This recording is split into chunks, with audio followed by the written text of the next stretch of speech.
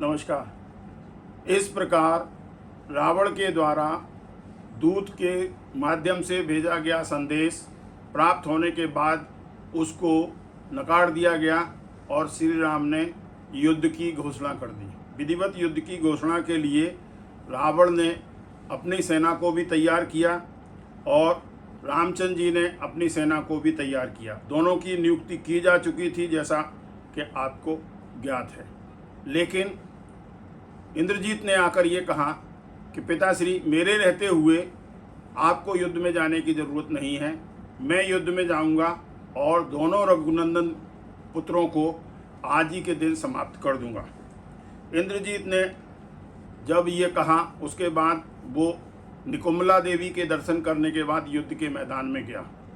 लेकिन लक्ष्मण जी के साथ जो उसका युद्ध हुआ, उस युद्ध में मेघनाथ को ये पता लग गया कि हमारा युद्ध किसी साधारण योद्धा से नहीं है।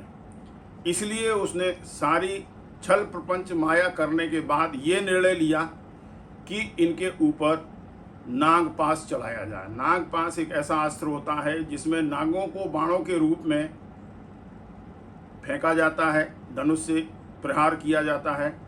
और मेघनाथ अदृश्य हो गया। अदृश्य होके उसने नागपाश नाग अस्त्र से राम जी और लक्ष्मण जी को बुरी तरीके से बीन दिया। कोई भी जगह ऐसी नहीं बची थी जहां नाग अस्त्र न लगा हो। इस प्रकार से नाग अस्त्र लगने से रामचंद्र जी और लक्ष्मण जी दोनों बेहोश हो गए। सेना में हाहाकार मच गया।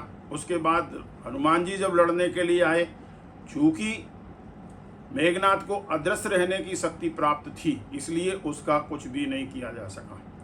जब सेना में रुदन हुआ, मेघनाथ वापस गया और अपने पिताश्री राक्षसराज रावण को ये सूचना पहुंचाई कि दोनों भाइयों का वध हो गया है, आपको मैं ये सूचना दे रहा हूँ। इधर जब ये स्थिति आई तो सबसे पहले जामवंत जी ने ये कहा कि ये नाग अस्त्र है, नाग अस्त्र के लिए औषधि जो है कहाँ से मिलेगी।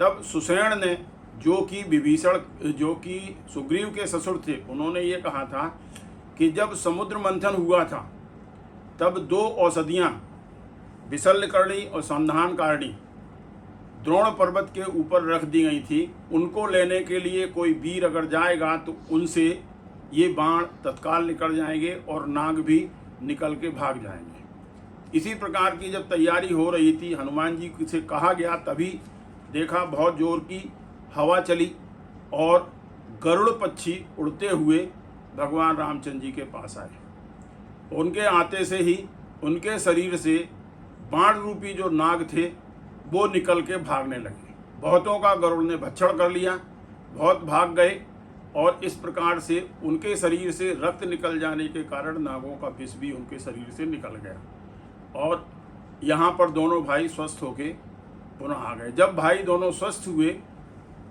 श्री राम की सेना में बड़ी जोर का उद्घोष हुआ। वो उद्घोष लंका तक सुनाई दिया।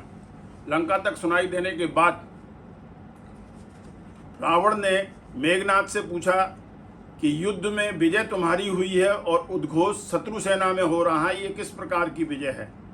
तब रावण ने कहा, मैं दोनों भाइयों को मार के आया था, ये उद्घोष किस प्रकार का है ये मुझे पता करना पड़ेगा।